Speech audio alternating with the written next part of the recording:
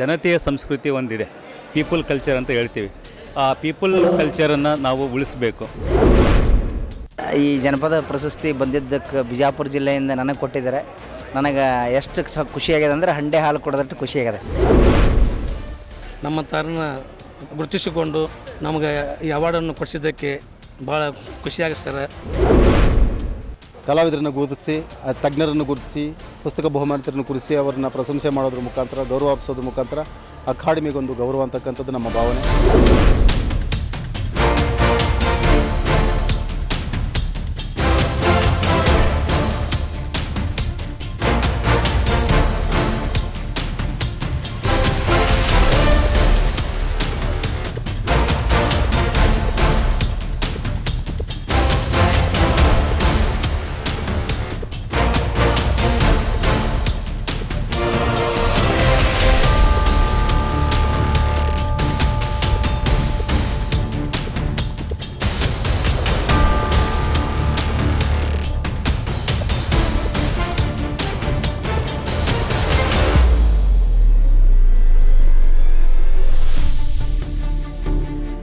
ನಾನು ಕರ್ನಾಟಕ ಜಾನಪದ ಅಕಾಡೆಮಿ ಸದಸ್ಯ. ನಾನು ಡಾಕ್ಟರ್ ನಿಂಗಪ್ಪ ಮುದಿಯನ್ನೂರು ಅಂತ, ಕರ್ನಾಟಕ ವಿಶ್ವವಿದ್ಯಾಲಯದಲ್ಲಿ ಸಹಾಯಕ ಪ್ರಾಧ್ಯಾಪಕರು.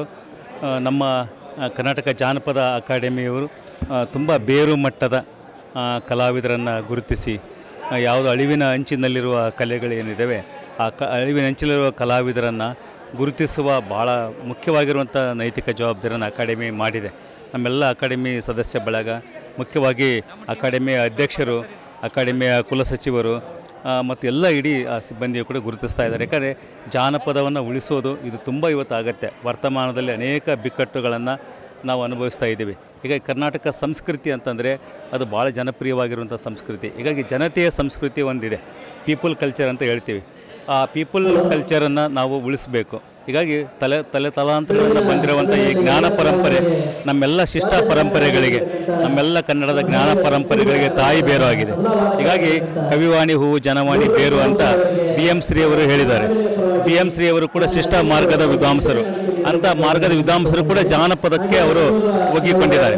ಹಾಗೆ ಬೇಂದ್ರೆಯವರು, ಹಾಗೆ ಅಲಸಂಗಿ ಗೆಳೆಯರ ಗುಂಪು. ಹೀಗಾಗಿ ಉತ್ತರ ಕರ್ನಾಟಕ, ನಮ್ಮ ದಕ್ಷಿಣ ಕರ್ನಾಟಕ, ಒಟ್ಟಾರೆ ನಮ್ಮ ಕರ್ನಾಟಕದ ಎಲ್ಲ ಸಂಸ್ಕೃತಿಗಳು ಕೂಡ ಸಂಗಮಿಸುವಂಥ ಒಂದು ಭಾಳ ಮಹತ್ವದ ಕಾರ್ಯಕ್ರಮ ಇದು. ಹೀಗಾಗಿ 70 ವರ್ಷದ, 80 ವರ್ಷದ, 90 ವರ್ಷದ ಇಂತಹ ಕಲಾವಿದರು ಇದ್ದಾರೆ. ಇಂಥ ಕಲಾವಿದರನ್ನು ಜಾನಪದ ಅಕಾಡೆಮಿಯು ಕೂಡ ತುಂಬ ಮಹತ್ವಪೂರ್ಣವಾಗಿ ಗುರುತಿಸ್ತಾ ಇದೆ. ಯಾಕೆ ಅಕಾಡೆಮಿ ಅಧ್ಯಕ್ಷರು ಕಲಾವಿದರಾಗಿರೋದ್ರಿಂದ, ಜಾನಪದ ಕಲಾವಿದರಾಗಿರೋದ್ರಿಂದ ಅವರಿಗೆ ಇದರ ಅಂತಃಕರಣ ಗೊತ್ತಿದೆ. ಹೀಗಾಗಿ ಇಂತಹ ಅಂತಃಕರಣವನ್ನು ಗುರುತಿಸುವಂಥ ಪ್ರಯತ್ನವನ್ನು ಅಕಾಡೆಮಿ ಮಾಡ್ತದೆ. ಮತ್ತು ನಮ್ಮ ಸಂಸ್ಕೃತಿ ಇಲಾಖೆಯ ಸಚಿವರು ಕೂಡ ಅದೇ ಮಾತುಗಳನ್ನು ಅವರು ಕೂಡ ಆಡಿದ್ದಾರೆ. ಹೀಗಾಗಿ ನಾವು ಸಾಮಾಜಿಕ ನ್ಯಾಯ ಅಂತೀವಿ, ಪ್ರಜಾಪ್ರಭುತ್ವದ ಕನಸುಗಳಂತ ಹೇಳ್ತೀವಿ, ಸಂವಿಧಾನದ ಆಶಯಗಳು ಅಂತ ಹೇಳ್ತೀವಿ. ಈ ಎಲ್ಲ ಸಂವಿಧಾನದ ಆಶಯಗಳು ಕೂಡ ಈ ಕಲಾವಿದರನ್ನು ಗುರುತಿಸುವಂಥ ಪ್ರಯತ್ನದಲ್ಲಿ ಬಹಳ ಮುಖ್ಯವಾಗಿರುವಂಥ ಒಂದು ನೆಲೆಯನ್ನು ಪಡ್ಕೊಂಡಿವೆ. ಹೀಗಾಗಿ ಇವತ್ತಿನ ಕಾರ್ಯಕ್ರಮ ಏನಿದೆ, ಜಾನಪದ ಅಕಾಡೆಮಿಯ ವಾರ್ಷಿಕ ಕಲಾವಿದರನ್ನು ಗುರುತಿಸೋದು, ಜಾನಪದ ತಜ್ಞರನ್ನು ಗುರುತಿಸೋದು, ಮುಖ್ಯವಾಗಿ ಇಬ್ಬರು ಬಹಳ ಮಹತ್ವದ ವಿದ್ವಾಂಸರು ಕನ್ನಡದಲ್ಲಿ ಮೊಟ್ಟ ಮೊದಲ ಬಾರಿಗೆ ಜಾನಪದದಲ್ಲಿ PhD ಮಾಡಿದಂಥವ್ರು ಗದಿಗೆ ಮಠರು ಉತ್ತರ ಕರ್ನಾಟಕದಿಂದ. ಹಾಗೆ ಜಿ ಶಂಪ ಅವರು, ಇವರು ಬಹಳ ಮಹತ್ವದ ಕೆಲಸವನ್ನು ಸಂಗ್ರಹ ಮಾಡೋದು, ಸಂಪಾದನೆ ಮಾಡೋದು ಬಹಳ ಮುಖ್ಯ. ಇವತ್ತು ನಾವು ಏನೇ ಹೇಳಿ, ಈಗ ಜಾನಪದವನ್ನು ಸಂಗ್ರಹಿಸೋದು, ಸಂಪಾದನೆ ಮಾಡೋದು ಅವ್ರು ಕೊಟ್ಟಂತಹ ಒಂದು ಕೊಡುಗೆ ಇದು, ಅವ್ರು ಕೊಟ್ಟಂಥ ಒಂದು ತ್ಯಾಗ. ಈಗ ನಾವು ಅದರ ಮೇಲೆ ತುಂಬ ಅಧ್ಯಯನಗಳನ್ನು ಮಾಡ್ತೀವಿ, ಭಾಳ ದೊಡ್ಡದ ವೈಚಾರಿಕವಾಗಿ ನಾವು ಮಾತಾಡ್ತೀವಿ. ಹೀಗಾಗಿ ಆ ಹಿರಿಯರ ಒಂದು ಶ್ರಮ, ಹಿರಿಯರ ಬಳುವಳಿ ತುಂಬ ಇದೆ. ಹೀಗಾಗಿ ಆ ಸ್ಮರಣೆಯೂ ಕೂಡ ಭಾಳ ದೊಡ್ಡದು. ಈ ಜನಪದ ಪ್ರಶಸ್ತಿ ಬಂದಿದ್ದಕ್ಕೆ ಬಿಜಾಪುರ ಜಿಲ್ಲೆಯಿಂದ ನನಗೆ ಕೊಟ್ಟಿದ್ದಾರೆ. ನನಗೆ ಎಷ್ಟು ಖುಷಿಯಾಗಿದೆ ಅಂದರೆ ಹಂಡೆ ಹಾಲು ಕೊಡೋದಷ್ಟು ಖುಷಿಯಾಗಿದೆ. ಈ ಪ್ರಶಸ್ತಿ ಯಾರಿಗೆ ಅರ್ಪಿಸ್ತೀನಿ ಅಂದರೆ ನಡೆದಾಡ ದೇವರು ಪರಮ ಪೂಜ್ಯ ಸಿದ್ದೇಶ್ವರ ಅಪ್ಪಾಜಿಯವರಿಗೆ ಸಲ್ತಕ್ಕಂಥದ್ದು ಪ್ರಶಸ್ತಿ ಇದು. ಯಾಕಂದ್ರೆ ಜನಪದ ಹುಟ್ಟಿ ಜನಪದ ಬೆಳೆಸಲು ಭಾಳ ಅವರು ಆಸಕ್ತರಿದ್ದರು. ಅದಕ್ಕಾಗಿ ಹಲಸಂಗಿ ಮಧುರಚಂದ್ರಾಗಲಿ, ಸಿಂಪಿ ಲಿಂಗಣ್ಣವರಾಗಲಿ, ಜನಪದ ಘಟಾನುಘಟಿಗಳು ಯಾರದಾರ ಎಲ್ಲರ ಮುಡಿಗೆ ಈ ಪ್ರಶಸ್ತಿ ಅವ್ರ ಮುಡಿಗೆಯಾಗಿ ಇದು ನಾನು ಅರ್ಪಣೆ ಮಾಡ್ತಾಯಿದ್ದೀನಿ. ಅಂದ್ರೆ ಭೀಮಾರತಿ ಎಂಬ ಹೊಳಿತಂಪ ಅಂತ ಹೇಳಿದವರು ಏನು, ಬ್ಯಾಸಿಗೆ ಬಿಸಿಲಕ್ಕೆ ಬೇವಿನ ಮರ ತಂಪ, ಭೀಮಾರತಿ ಎಂಬ ಹೊಳಿತಂಪ, ಭೀಮಾರತಿ ಎಂಬ ಹೊಳಿತಂಪ ಹಾಡಿದವ ನೀ ತಂಪ ನನ್ನ ತವರಿಗೆ ಅಂಥೇಳಿ ಈ ಎಲ್ಲ ಮುತ್ತುಗಳು ಕಟ್ಟಿಕೊಟ್ಟವರು ಹಲಸಂಗಿ ಗೆಳೆಯರ ಬಳಗಲು ಮತ್ತು ಚನ್ನ ಮಲ್ಲಪ್ಪ ಅವರು. ಇವತ್ತು ನಾವು ನೆನೆಬೇಕಾಗ್ತದೆ. ಅವರ ಮಾರ್ಗದರ್ಶನದಲ್ಲಿ ಅವರು ಹಕ್ಕಿ ಹಣೆದ ಪುಸ್ತಕಗಳನ್ನು ನಾವು ನೋಡಿ ಇವತ್ತಿನ ದಿವಸ ಜನಪದ ಸೇವೆ ಮಾಡ್ತಾಯಿದ್ದೇವೆ. ಆದ್ಮೇಲೆ ಅದಕ್ಕೆ ಹೇಳ್ತಾರೆ, ತಾಯವು ಕಟ್ಟಿದ ಬುತ್ತಿ ನಾ ಎಲ್ಲಿ ಬಿಚ್ಚಲಿ, ತಾಯವು ಕಟ್ಟಿದ ಬೊತ್ತಿ ನಾ ಎಲ್ಲಿ ಬಿಚ್ಚಲಿ ಭೀಮಾರತಿ ಎಂಬ ಹೊಳೆಯಾಗ ಬಿಚ್ಚಿದರ ಮಾದಾಲು ಉಂಡ್ಯಾಗ ಮಲಿಹಾಲ ಅಂತೇಳಿ ಹೇಳಿಕೊಟ್ಟವರು ನಮ್ಮ ಹಲಸಂಗಿಯ ಗೆಳೆಯರ ಬಳಗದವರು. ಅಂಥ ಒಂದು ನಿಟ್ಟಿನಲ್ಲಿ ಇವತ್ತಿನ ಜಾನಪದ ದಿಗ್ಗಜರೊಂದಿಗೆ ನಾನು ಇದು ಪ್ರಶಸ್ತಿ ನಾನು ಪಡ್ಕೊಳ್ತಾ ಇದ್ದೀನಲ್ಲ, ಇದು ನನ್ನ ಭಾಗ್ಯ, ಇದು ನನ್ನ ಸುದೈವ. ನಮ್ಮ ಬಿಜಾಪುರದ ಎಲ್ಲ ಜನತೆಯರಿಗೆ ನಾನು ಚಿರಋಣಿ ಮತ್ತು ಅವರಿಗೆ ನಾನು ಈ ಪ್ರಶಸ್ತಿಯನ್ನು ಸಲ್ಲಿಸ್ತೇನೆ. ಜೈ ಹಿಂದ್, ಜೈ ಕರ್ನಾಟಕ. ಜ್ಯೋತಿರ್ಲಿಂಗ್ ಹೊನಕಟ್ಟಿ.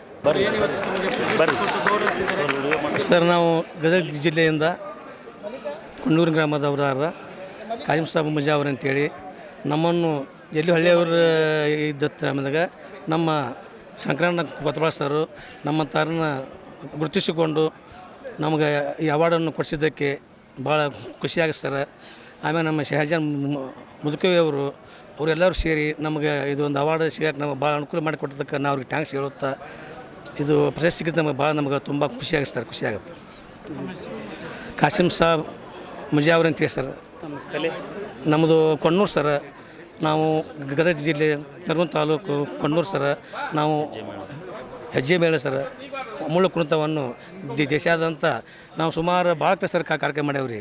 ದೆಹಲಿ, ಒರಿಸ್ಸಾ, ಛತ್ತೀಸ್ಗಢ, ಗುಜರಾತ್ ಮತ್ತು ಧಾರವಾಡ ರಂಗಾಯಣ, ಗೋವಾ, ಬೆಳಗಾಂ ಅಧಿವೇಶನ, ಹಂಪಿ ಉತ್ಸವ, ಲಕ್ಕುಂಡಿ ಉತ್ಸವ, ಭಾಳ ಕಡೆ ಸರ್ ಕಾರ್ಯಕ್ರಮ ಸರ ಕೊಟ್ಟಿದ್ದೇವೆ. ಅದಕ್ಕೆ ನಮ್ಮನ್ನು ಎಲ್ಲೇ ಇದವ್ರನ್ನ ಗುರುತಿಸಿಕೊಂಡು ಕ್ಯಾಟ ನನಗೆ ಇದೊಂದು ಪ್ರಶಸ್ತಿ ಕೊಡಿಸಿದ್ದಕ್ಕೆ ನಮ್ಮ ಶಂಕರಣ್ಣ ಕೊತ್ತಬಾಳ ಸರು ಮತ್ತು ನಮ್ಮ ಶಹಜಾನ್ ಮುದುಕೇವ್ ಸರು, ಎಲ್ಲ ಅಕಾಡೆಮಿ ಸರ್, ಇವರೆಲ್ಲ ನಮಗೆ ಭಾಳ ಒಂದು ಆತ್ಮೀಯಿಂದ ಈ ಪ್ರಶಸ್ತಿ ಸಿಗೋಕ್ಕೆ ನಮಗೆ ಅನುಕೂಲ ಮಾಡಿಕೊಟ್ಟಿದ್ದಕ್ಕಾಗಿ ಅವ್ರಿಗೆ ನಾನು ತುಂಬ ಹೃದಯದಿಂದ ಧನ್ಯವಾದ ಅರ್ಪಿಸುತ್ತೇನೆ ಸರ್.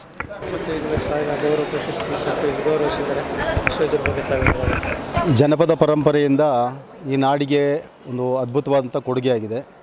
ಎಲ್ಲೋ ಎಲೆಮರೆಯಲ್ಲಿದ್ದಂಥ ಬಹಳ ಪ್ರಮುಖವಾದಂಥ ಜನಪದ ಕಲಾವಿದರನ್ನು ಗುರುತಿಸಿ, ತಜ್ಞರನ್ನು ಗುರುತಿಸಿ, ಪುಸ್ತಕ ಬಹುಮಾನಿತರನ್ನು ಕುರಿಸಿ ಅವರನ್ನು ಪ್ರಶಂಸೆ ಮಾಡೋದ್ರ ಮುಖಾಂತರ, ಗೌರವ ಅರ್ಪಿಸೋದ್ರ ಮುಖಾಂತರ ಅಕಾಡೆಮಿಗೊಂದು ಗೌರವ ಅಂತಕ್ಕಂಥದ್ದು ನಮ್ಮ ಭಾವನೆ. ಆ ನಿಟ್ಟಲ್ಲಿ ನಾಡಿನ ದಶದಿಕ್ಕುಗಳಿಂದ ಎಲ್ಲ ಜಿಲ್ಲಾ ಕೇಂದ್ರಗಳಿಂದ ನಾವು ಅರ್ಹ ಅಭ್ಯರ್ಥಿಗಳನ್ನು ಆಯ್ಕೆ ಮಾಡಿ ಅವ್ರಿಗೊಂದು ಹಬ್ಬ ಮತ್ತು ಸಂಭ್ರಮದ ವಾತಾವರಣ ಸೃಷ್ಟಿ ಮಾಡಿ ಜನಪದ ಕಲಾವಿದರನ್ನು ಕೂಡ ಸಮಾಜ ಗುರುತಿಸ್ತದೆ, ನಾವು ಲೆಕ್ಕಕ್ಕಿದ್ದೀವಿ ಅಂತಕ್ಕಂಥದ್ದನ್ನು ತೋರಿಸ್ಬೇಕಂತಕ್ಕಂಥದ್ದು ಉದ್ದೇಶ ಆಗಿತ್ತು.